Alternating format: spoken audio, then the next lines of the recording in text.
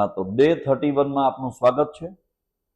Day 29 અને day 30 એમાં આપણે શું ભણ્યા હતા? વોન્ટ અને વોન્ટ્સ અને એના નકાર વાક્ય શીખ્યા છીએ।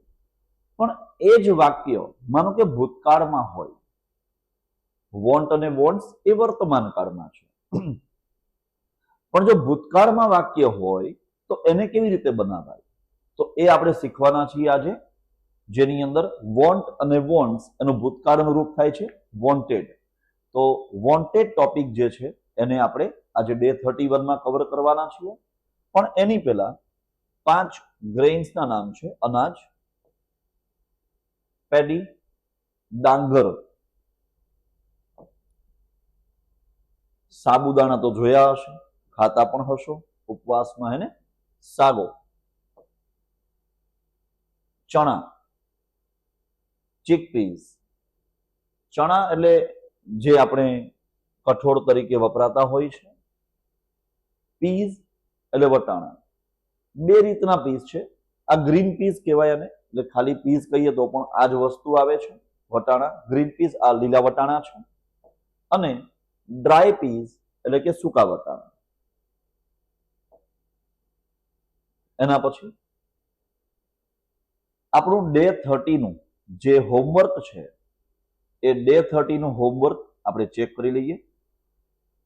મારે વરસાદમાં બહાર જવું નથી, મારે વરસાદમાં બહાર જવું નથી। I don't want to go outside in the rain. મારે હવે કંઈ જ ખાવું નથી, I don't want to eat anything now, કંઈ જ નહીં એટલે anything. I don't want to eat anything, મારે કંઈ જ ખાવું નથી, એટલે કંઈ જ શબ્દ હોય ને તો એના માટે એનીથિંગ આવે, નકાર વાક્યમાં એનીથિંગ આવે। આઈ don't want to eat anything.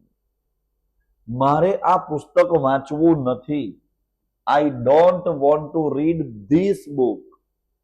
મારે વહેલા ઉઠવું નથી, I don't want two wake up early. Wake up, get up જ્યાં જે લાગતું હોય એ વાપરી શકાય છે।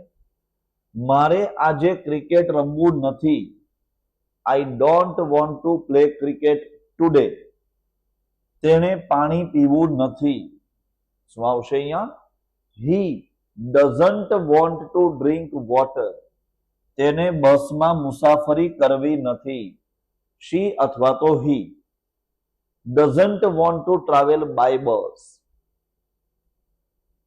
મારા પિતાને ટીવી જોવું નથી, મારા પિતાજીને ટીવી જોવું નથી, my father doesn't want to watch TV. My father doesn't want to watch TV. તેને પાર્ટીમાં જવું નથી, he doesn't want to go, he doesn't want to go to the party.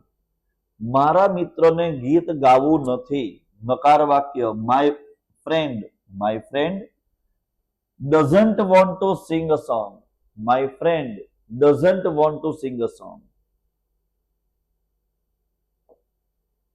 એના પછી આજનો આપણો ટોપિક છે ડે 31 નો વોન્ટેડ। વોન્ટનું ભૂતકાળનું રૂપ છે વોન્ટેડ। જ્યારે આપણે આ વાક્ય બનાવીએ તો શું ધ્યાનમાં રાખવાનું છે? એક તો વોન્ટનો ભૂતકાળ છે વોન્ટેડ, બીજી વસ્તુ ધ્યાનમાં રાખવાની કે જો નકાર વાક્ય હોય તો એમાં આવશે ડીડન્ટ વોન્ટ। જેવી રીતે આપણે આગળ ડોન્ટ વોન્ટ અને ડઝન્ટ વોન્ટ સમજ્યા હતા આગળના ટોપિક્સમાં, તો એ પ્રમાણે અહીંયા નકાર વાક્ય હોય એટલે શું આવશે? Didn't want. અને બીજું જો પ્રશ્નાર્થ વાક્ય હોય તો એમાં પહેલા આવશે ડીડ, પછી કોઈ પણ કર્તા આવશે અને પછી અહીંયા આવે છે વોન્ટ, એટલે આ આવે છે પ્રશ્નાર્થ વાક્ય માટે। એટલે હકાર, નકાર અને પ્રશ્નાર્થ એમ 3 ભાગ પડ્યા। હકાર વાક્યની અંદર વોન્ટેડ આવશે, નકાર વાક્યમાં ડીડન્ટ વોન્ટ અને પ્રશ્નાર્થ વાક્યમાં ડીડ પહેલા આવશે, પછી કર્તા અને પછી વોન્ટ। તો આ રીતે આના વાક્યો બનતા હોય છે। મને ગઈકાલે સાયકલ જોઈતી હતી, I wanted a bicycle yesterday. ક્યાંક જવું હશે, સાયકલ જ નથી, ના જઈ શક્યા. મારે ગઈકાલે સાયકલ જોઈતી હતી, મને ગઈકાલે સાયકલ જોઈતી હતી. I wanted a bicycle yesterday. એના પછીનું એક વાક્ય, મારે ત્યાં જવું નહોતું. જો વાક્ય નકારાત્મક છે, નકાર વાક્ય, મારે ત્યાં જવું નહોતું. આઈ didn't want to go there. I didn't want to go there. માનો કે આ વાક્ય વર્તમાન કાળનું હોય કે મારે ત્યાં જવું નથી, તો શું આવશે? શું આવશે? Yes, I don't want to go there. Don't want ક્યારે? વર્તમાન કાળનું વાક્ય હોય ત્યારે. આ વાક્ય ભૂતકાળનું છે એટલે એમાં શું આવશે? આઈ didn't want to go there. એટલે અહીંયા આ વાક્યમાં ભૂતકાળનું વાક્ય છે એટલે અહીંયા વપરાય છે ડીડન્ટ વોન્ટ. અમને વરસાદમાં રમવું હતું. We wanted to play. We wanted to play in the rain. મને નવી સાયકલ ખરીદવી નહોતી. આ નકાર વાક્ય છે, ખરીદવી નથી. I didn't want to buy a new bicycle. મારે નવી સાયકલ ખરીદવી નહોતી. I didn't want to buy a new bicycle. રીનાને એક સુંદર પુસ્તક જોઈતું હતું. Reena wanted a beautiful picture, sorry પુસ્તક છે. Reena wanted a beautiful book, nice book, good book.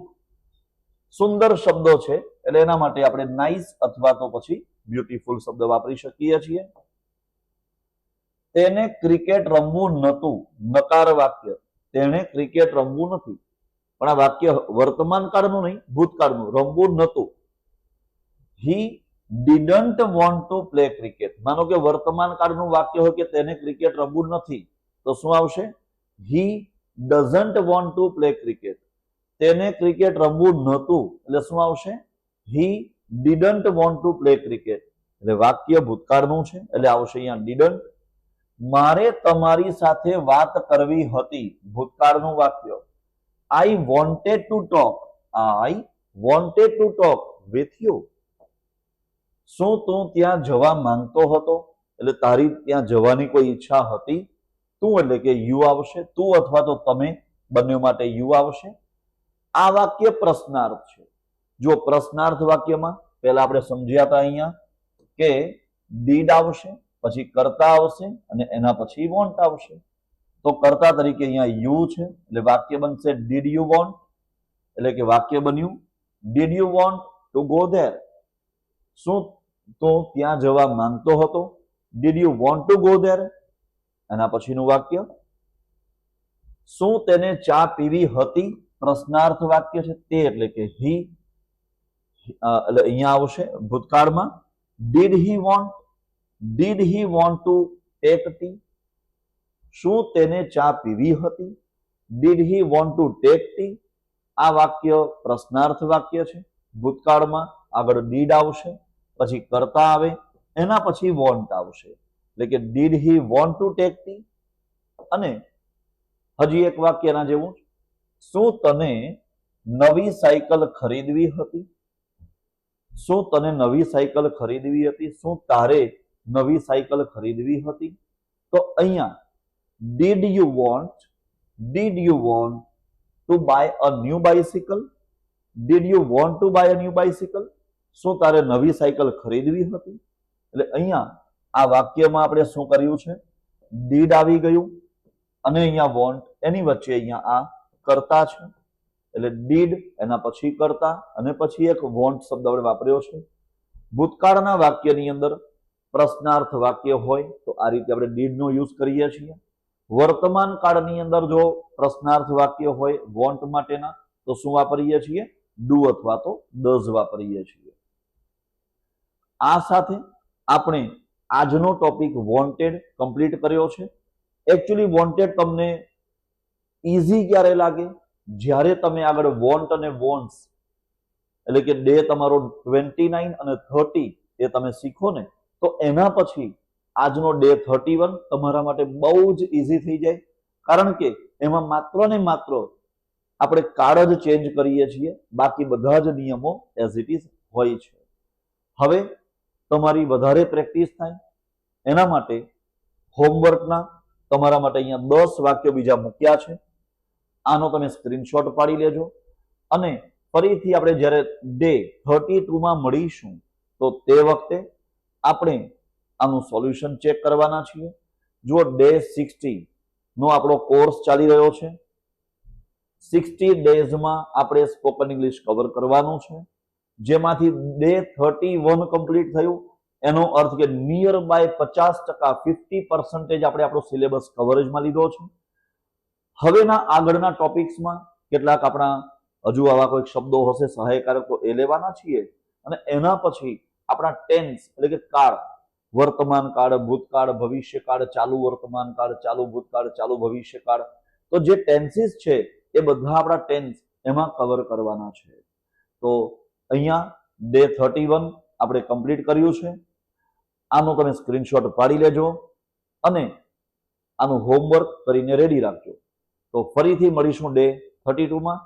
Thank you.